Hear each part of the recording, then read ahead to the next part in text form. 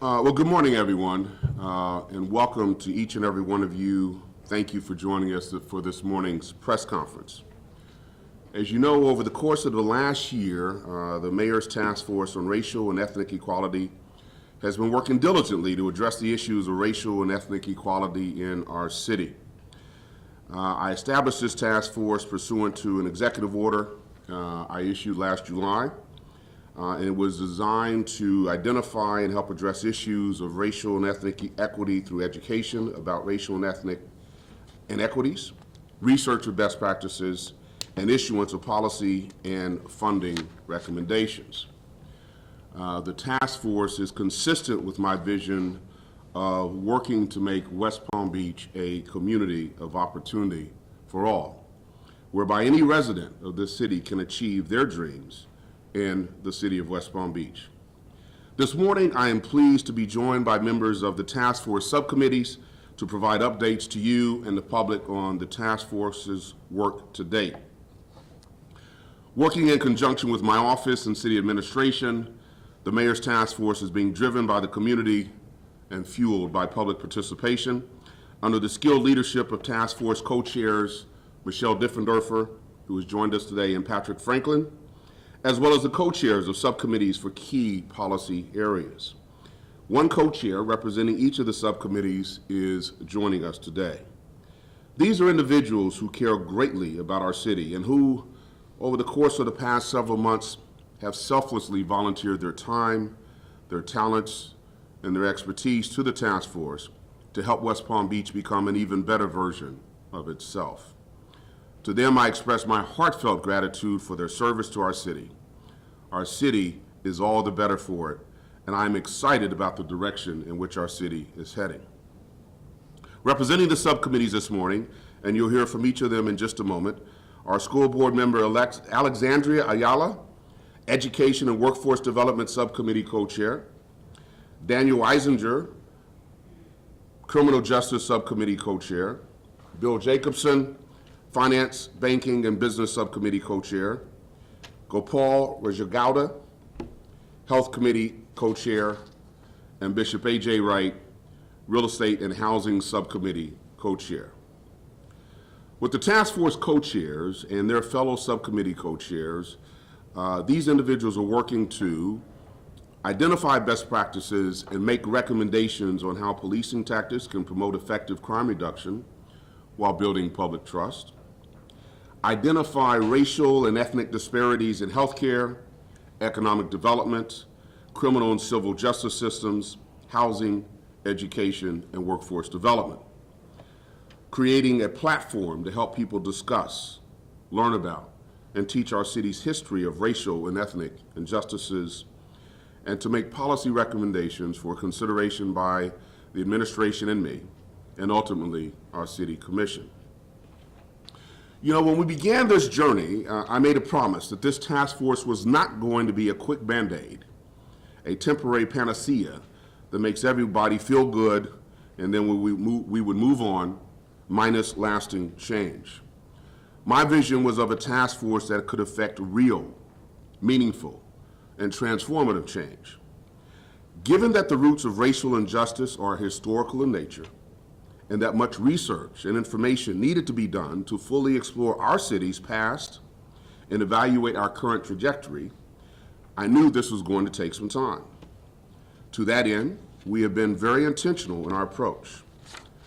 To date, I have appointed the co-chairs, Michelle Diffenderfer and Patrick Franklin. I've appointed 35 people to the subcommittees, and those subcommittees have met publicly 30 times.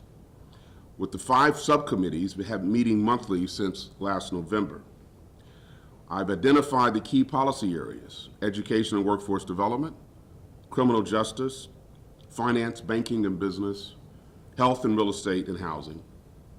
And we've contracted with Washington, D.C.-based Justice and Sustainability Associates, which specializes in designing and implementing multi-stakeholder agenda setting and decision-making processes. To develop input and insights from our residents, we convened our first Action Summit this past December, and we scheduled another Action Summit for Saturday, June 12th, from 10 to 2. That event is free, virtual and open to the public. I hope everyone under the sound of my voice will take time to attend. I can't underscore enough just how important public input is in this process. We need to hear from the community. Through the technology that we're using with our virtual summits, every resident has an opportunity to shape our collective future. I strongly encourage all West Palm Beach residents to attend this summit if they possibly can. Now, before handing over the microphone to our subcommittee co-chairs, I wish to address exactly how we got here. As many of you know, it's been almost a year since George Floyd tragically and senselessly passed away in the custody of former Minneapolis Police Chief Derek Chauvin. Last night, I was greatly relieved, but not rejoicing, when I learned of the guilty verdicts in his case. It is evident that there is still work to be done, and I'm proud that this task force has been and will continue to do that hard work. The task force was established on the heels of national and local calls for change in the wake of the George Floyd incident, as well as the deaths of Ahmaud Arbery and Breonna Taylor. These incidents and these deaths ignited outrage, exposed deeply entrenched systemic racism in our country, and challenged the public's confidence and trust in our system of policing and criminal justice. Mr. Floyd's death, as well as the deaths of Ahmaud Arbery and Breonna Taylor, inspired unrest across the nation and this world, and sent shockwaves throughout even our city. Calls for racial equity echoed throughout our community and the world. Our community was telling us that it was no longer enough to just talk about change, but rather it was time to make change a reality for everyone. I'm proud that West Palm Beach is a city where that call is being answered. On that note, I'd like to introduce the first of our speakers, School Board Member Alexandria Ayala, Education and Workforce Development Subcommittee Co-Chair. Alexandria and the subcommittee co-chairs will share their current priorities and progress. Alexandria?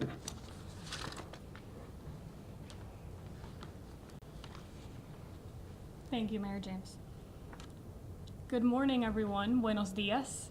I'm Alexandria Ayala, and I'm one of the co-chairs for the Mayor's Task Force on Racial and Ethnic Equality, the Subcommittee on Education and Workforce Development. It is an honor to be selected to serve, and I'm very excited to be a part of this effort to create greater racial and ethnic equality in West Palm Beach. I have spent much of my adult life and career in community advocacy roles, where I have focused on addressing the issues and concerns facing our families, businesses, and schools. My family moved to our community from Puerto Rico when I was 7 years old, and this has been my home ever since. I grew up here, attended local public schools here, and I am honored to be the first ever Hispanic Latina elected to serve on our Palm Beach County School Board representing the very schools I attended. I am focused on ensuring that every child has an opportunity to succeed regardless of their race or their ethnicity. Everyone suffers when inequality is not addressed. As Supreme Court Justice and fellow Boricua Sonia Sotomayor has said, until we get equality in education, we don't have an equal society. The Education and Workforce Development Subcommittee has two main priorities. Our first priority is improving offerings of career development, workforce training, and educational opportunities for youth and adults. That includes providing career development and vocational training, as well as developing strategies to address barriers in marginalized communities. Our second priority is elevating the quality of resources for under-resourced schools by attracting and retaining qualified teachers and improving school supports. That includes exploring options that support the whole student, such as social supports, free after-school programming, and cultural enrichments. We've been collecting and analyzing disaggregated data to understand the historical path and the current state of schools in the city of West Palm Beach. That will help us make actionable recommendations that can be accomplished by the city. It's also important that recommendations we look at have input and are coordinated in partnership with the School District of Palm Beach County as well as other partners. Improving our schools will take a joint approach between all stakeholders. Going forward, we welcome and seek input from our community. We hope to have educators, school staff, parents, employers, employees, residents, and community leaders join us at our meetings and present their experiences and perspectives. It will be our collective efforts that will lead to greater racial and ethnic equality in our school system and workforce. I look forward to you joining us. Thank you all.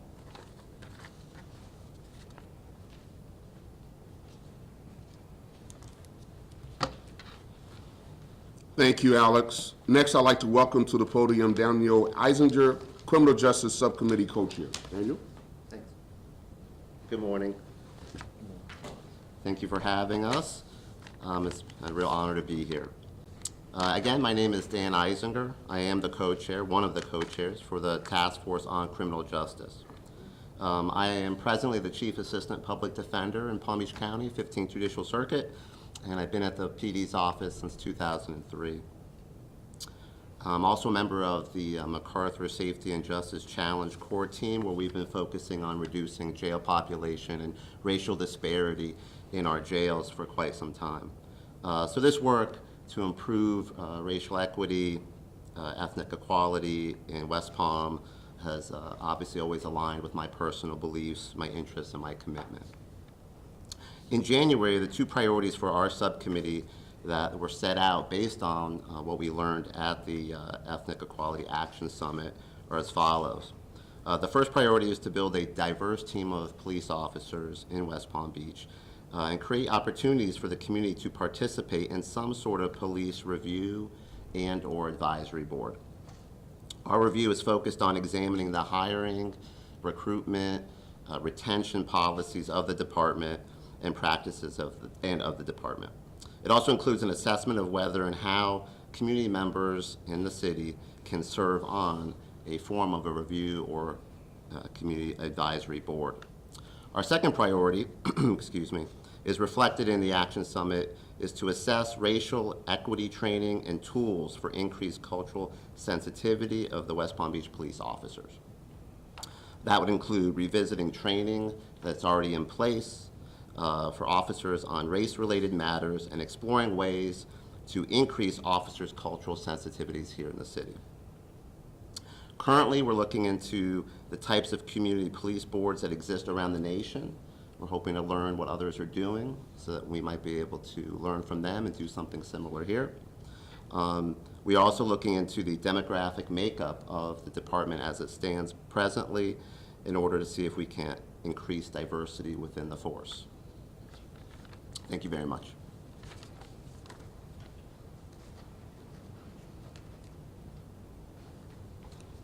Thank you so much, Daniel.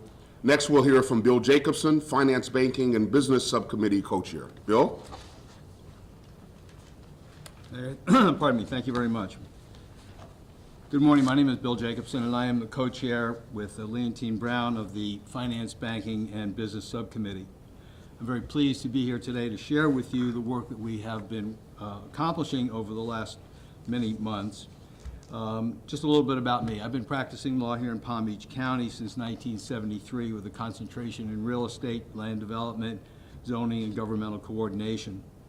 I've counseled on large commercial developments, residential projects, as well as construction of office buildings, townhomes, and single-family projects. I also started many years ago, or helped to start many years ago, a nonprofit called the Housing Partnership, which is dedicated to the creation of affordable housing and has grown into one of the most profitable and important nonprofits in our area. The Racial and Ethnic Equality Finance, Banking, and Banking and Business Committee is something that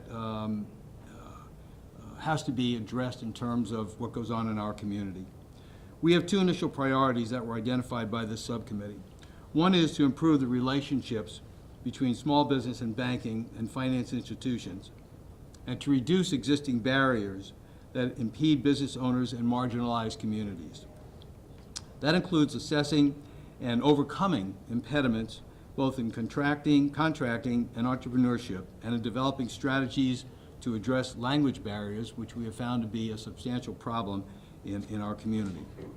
The second priority is to support residents' economic advancement by addressing gaps in opportunities to access capital and to build wealth. That would include determining policies to provide more accessible and affordable banking for marginalized communities, and to assess opportunities for financial institutions to support pathways to home ownership. And that's a two-way street. One important focus of our subcommittee is small businesses. We've spent a lot of time working to develop strategies for small businesses. Our committee is seeking to get input from small businesses in the community and to make sure that their needs are addressed. And we have created a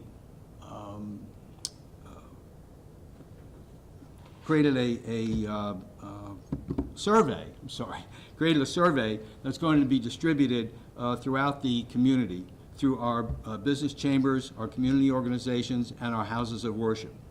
It's also going to be available through the website, which we have, which is, and I want everybody to be aware of this, wpbequalitytaskforce.org. It's important that people go to that website, fill out the questions, and return them to us. Appreciate the opportunity to be here today, and thank you very much, Mayor.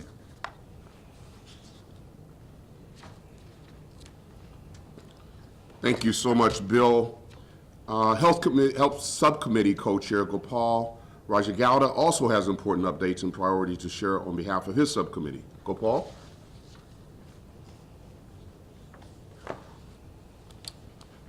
Thank you, Mayor. Hi, I'm Gopal Rajagada and co-chair of the Health Subcommittee. I'm excited to share with you the work we've been doing to help create more racial and ethnic equity in West Palm Beach via health initiatives.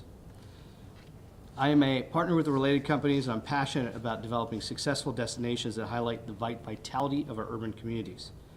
My experience over the last 20 years includes managing multiple mixed-use developments, including here in West Palm Beach, the Hilton West Palm Beach, and currently leading a public-private partnership with the City of West Palm Beach, which is the reimagination of Rosemary Square. I'm pleased to use what I've learned through my work experiences to help bring out more about racial and ethnic equality in our city. As Mayor James has said, we have the opportunity to affect meaningful, transformative change. Two questions the Mayor challenged us to answer are, how can we be better and how can we improve? Our work is focused on the following two priorities influenced by the Action Summit. The first priority, improving access to and education about healthcare services and well-being resources. That includes determining policies to increase access to healthcare services and exploring ways to improve education about proactive and preventative health and resources. Currently, we are looking to survey communities in West Palm to better understand the barriers to access. The second priority is addressing unequal distribution of information and building trust between marginalized communities and health institutions. That includes identifying community partners for information sharing and developing strategies for addressing historical mistrust, cultural differences, and other barriers for marginalized communities. One topic the subcommittee has been discussing is overcoming the mistrust that many communities have towards government, institutions, and politicians. We are working to help create an environment of trust to be developed for health workers, small businesses, and individuals who experience the burdens of systemic inequities. Thank you very much.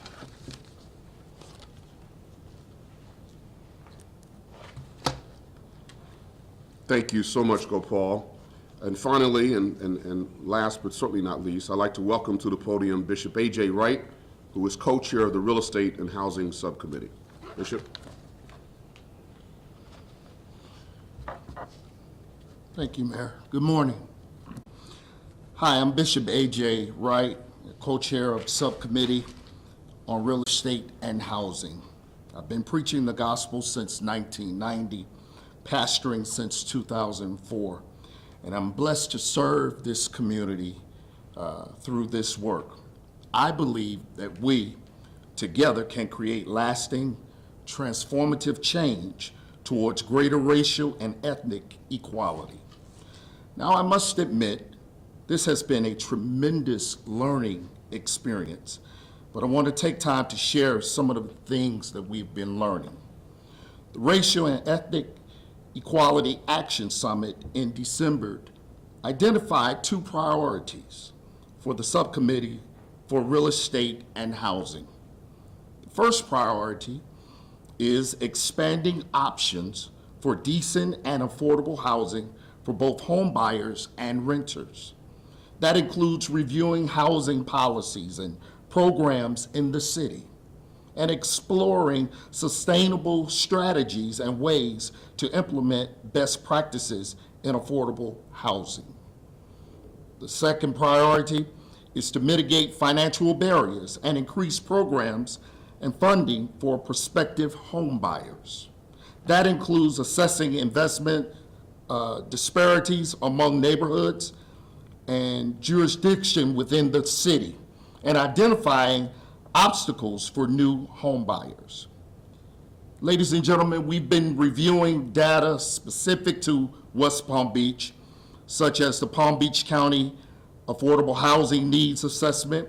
We've also invited many guest speakers to participate in our meetings to educate us about housing programs, housing regulations, and housing development initiatives. In fact, at our meeting this evening, we'll be taking a look at all of the ideas that have been suggested so far to help close the gap in the supportive housing and wealth building in our city. We welcome the attendance of community members at our meeting. We also invite all residents to help guide our work by attending the next Racial and Ethnic Equality Action Summit on Saturday, June the 12th. Now, I speak confidently on behalf of my fellow co-chairs when I say we want to hear from our neighbors and residents of Palm Beach County, or Palm Beach, West Palm Beach. And to learn more about this, please visit the task force website at WPBEqualityTaskForce.org. Once again, WPBEqualityTaskForce.org. We're looking to continue our learning and begin to identify specific policies, recommendations that will expand options for quality and affordable housing in West Palm Beach. Once again, thank you for the opportunity to serve.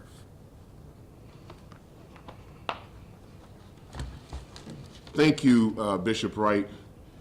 Next, I'd like to provide a quick update for our Spanish-speaking viewers. I'd like to call to the podium Jose Tagle, my liaison to our Hispanic community. Jose?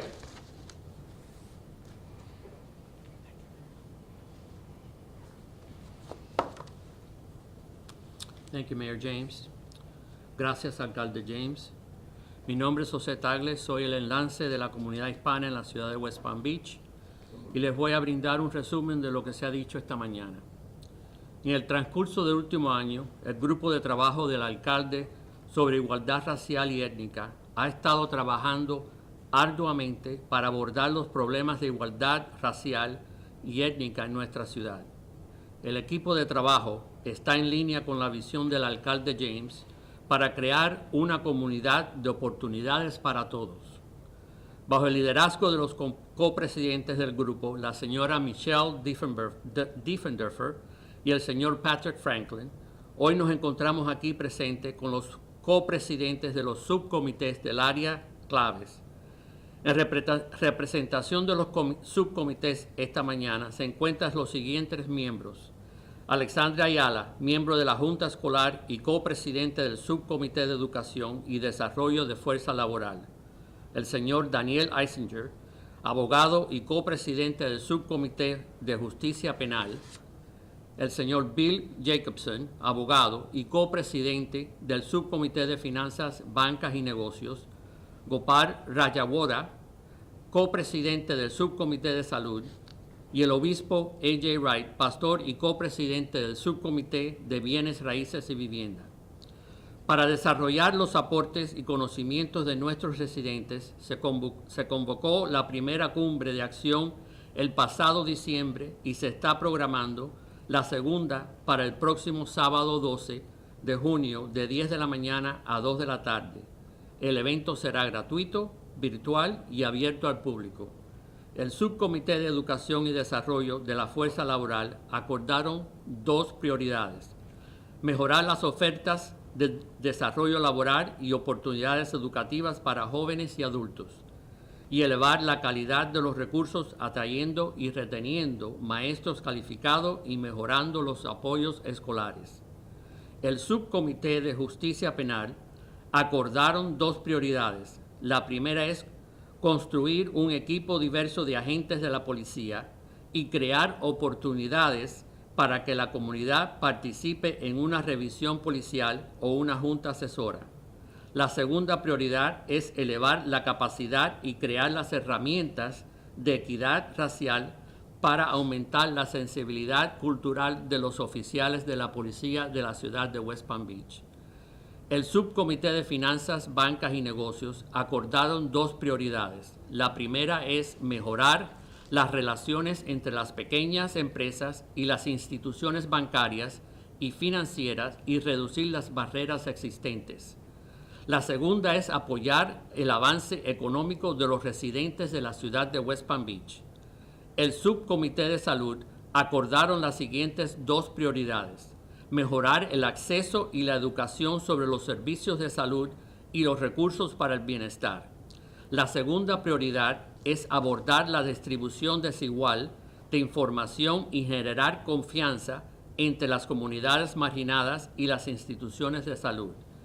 Y por último, el Subcomité de Bienes Raíces y Viviendas acordaron los siguientes: ampliar las opciones de viviendas decentes, lo mismo para compradores y para los inquilinos, y mitigar las barreras financieras y aumentar los programas y el financiamiento para los posibles compradores de viviendas en nuestra comunidad.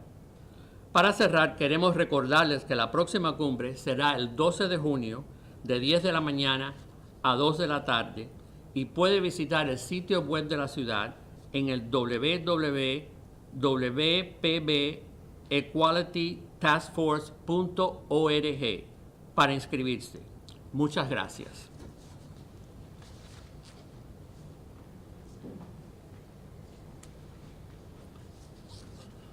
Gracias, Jose. I'd now like to call to the podium Henry Mercy, one of the city's homeless outreach specialists, to deliver an update to our speakers of Haitian Creole. Henry?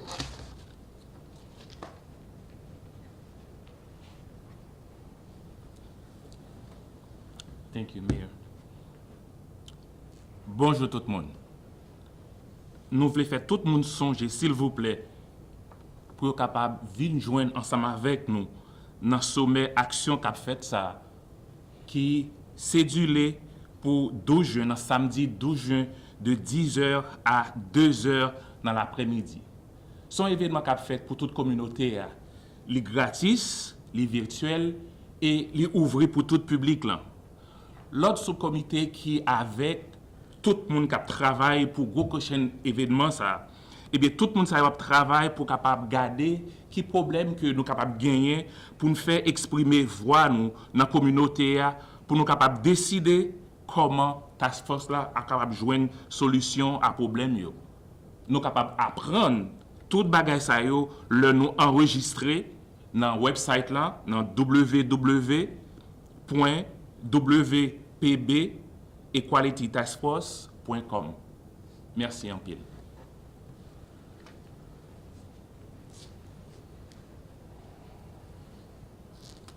Thank you, Henry. So just a quick reminder to please join us for our next Action Summit, scheduled for Saturday, June 12th from 10 to 2.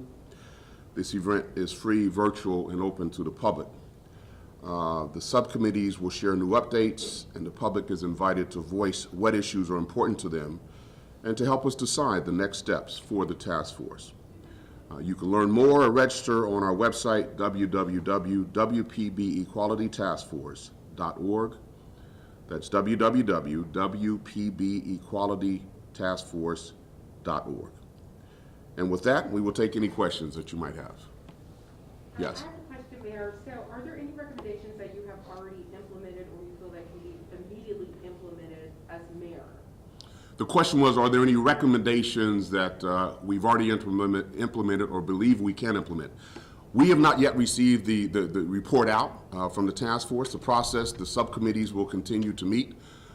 They will come up with their recommendations to the task force itself. And then the task force will debate and deliberate on those particular recommendations among themselves as a body. And then they will report out to me and the commission. I have intentionally not attended the task force or the subcommittee meetings other than just give a brief introductory hello, because I didn't want to have my finger on the scale anyway. So the short answer to your question is not yet. Okay, and do you have a timeline? Do we have a timeline? Well, we'll have the Action Summit in June. I expect, and again, my expectation and my instructions to the task force was to do it right and not rushed.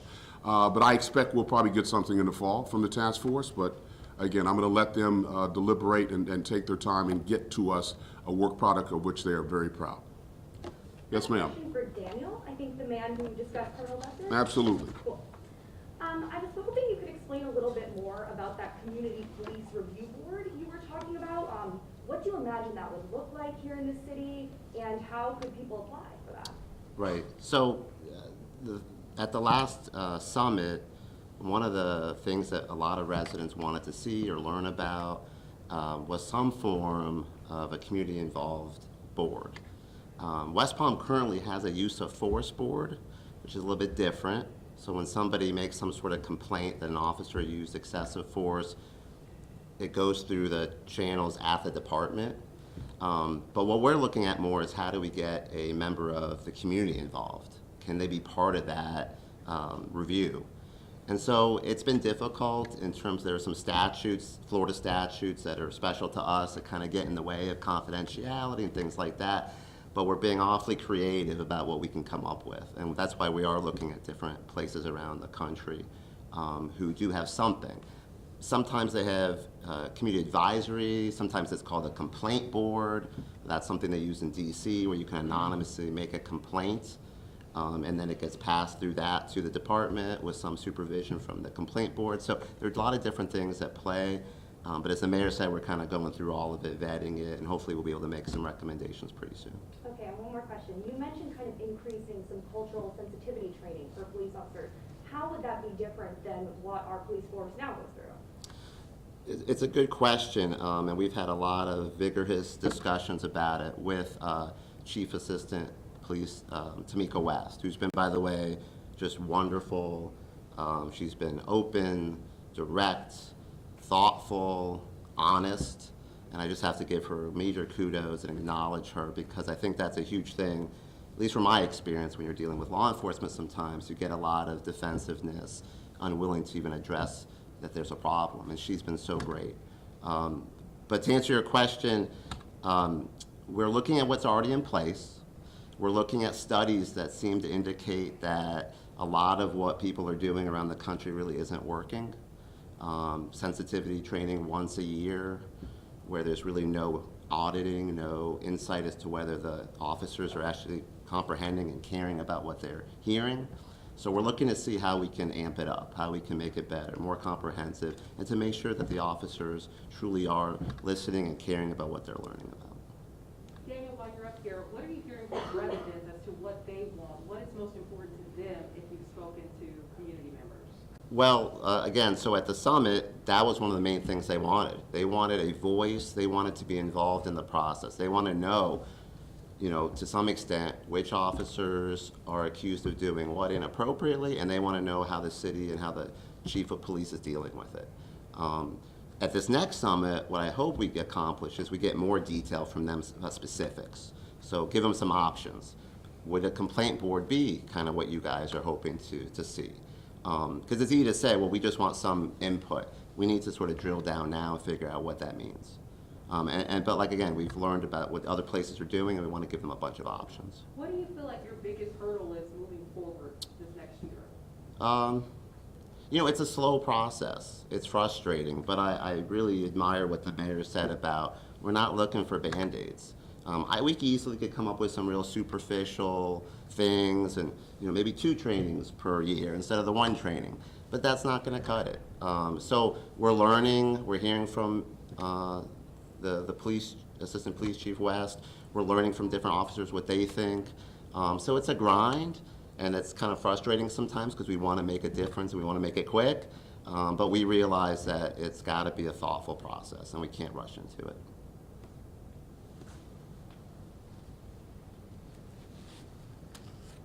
Thank you, Daniel. And I hope you, Mayor, I have one more question for you. all right, but let me just say something. And I hope you could pick up from Daniel's response and even from the comments of the subcommittee members how seriously they are taking the process and the work about what they're doing, and I truly appreciate that. Yes. Okay, and my final question to you is, what are you hoping to see 1 year from now? I mean, obviously, we just had this verdict yesterday, very emotional for a lot of people. 1 year, where would you like to see the city of West Palm Beach?